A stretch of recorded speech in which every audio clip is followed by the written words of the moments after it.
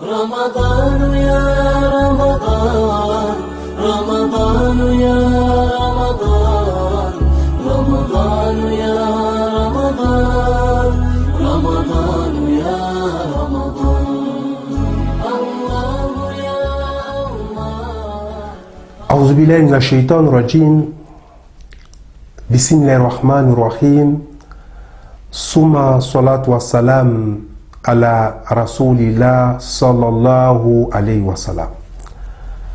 Chers frères, chères sœurs en la foi, nous voudrions remercier Allah subhanahu wa ta'ala qui nous donne encore l'occasion de nous adresser à vous.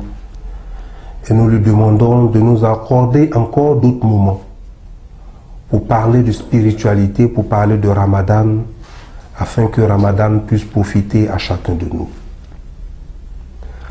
Parlons de profit dans ce mois béni de Ramadan. Il faut mettre le profit à deux niveaux. Qu'est-ce que dans nos actions nous faisons pour que Ramadan soit profitable à nous-mêmes? Pour que Ramadan nous élève en foi. Vous voyez?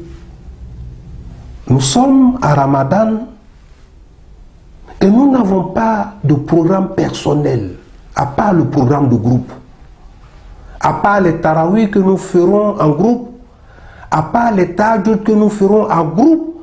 Nous voulons nous rapprocher d'Allah subhanahu wa ta'ala et personnellement nous n'avons pas de programme personnel pour nourrir notre foi, pour faciliter notre parcours sur le chantier de Dieu. Le programme personnel n'existe pas, c'est pourquoi on fait des prières surrogatoires par hasard, parce qu'on est arrivé dans la mosquée, il y a un moment de silence, un moment libre, on s'arrête pour prier. Ce n'est pas programmé. Le musulman doit programmer ses prières individuelles.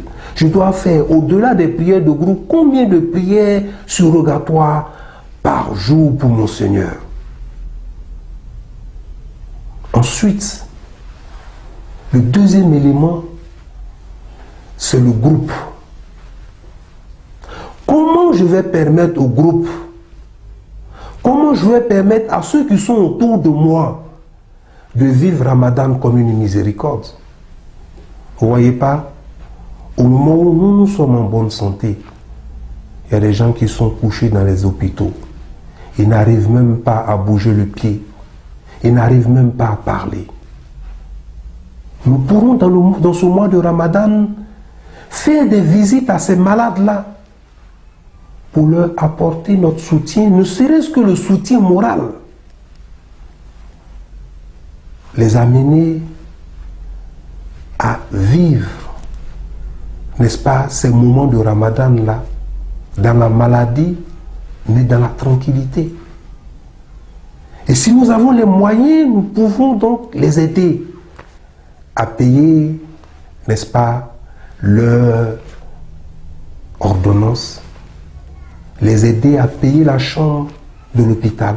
Ce sont des actions que nous devons poser.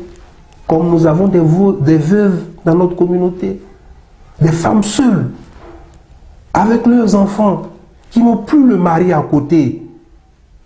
Ces femmes-là, elles ont besoin de notre aide. Et elles sont dans nos quartiers. Nous les côtoyons dans nos mosquées. Et nous ne pensons pas à elles. Et nous voulons que Dieu pense à nous.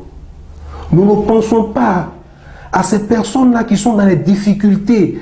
Ces personnes-là qui n'ont rien à rendre pendant ce mois béni de Ramadan. Ne serait-ce que payer un sac de 5 kilos pour aller leur donner.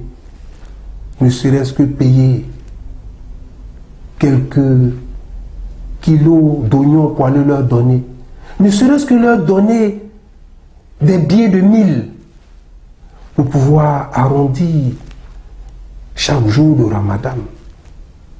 Participer aussi à faire en sorte que dans nos communautés, dans nos mosquées, nous puissions prier Ramadan dans de bonnes dispositions. Vous ne voyez pas le tapis de la mosquée, depuis 5 ans, ça y est là. La natte, depuis 5 ans, ça y est là. La natte est vieille et il n'y a personne pour prendre dans son argent, pour payer des nattes décentes pour que nous puissions prier Allah subhanahu wa ta'ala. La maison de Dieu est sale et nous ne disons rien. Les éléments, le micro ne fonctionne pas ou le micro fonctionne difficilement. Et tout cela contribue à faire en sorte que les tarawih, les tahajjud ne se passent pas dans de bonnes conditions. Et nous sommes là, dans la communauté, et nous ne disons rien. Si nous n'avons un mot à dire, c'est seulement pour nous plaindre. Pourquoi le micro ne marche pas? Pourquoi les nattes sont sales? Mais qu'est-ce que toi tu as fait dans ta communauté pour faire en sorte que la mosquée soit belle? Donc, chers frères et sœurs, ce sont des actions que nous devons mener pour qu'autour de nous, nos collaborateurs, nos amis, les fidèles, puissent vivre Ramadan comme nous, dans la joie, dans la tranquillité. Assalamu alaikum wa rahmatullahi wa barakatuh.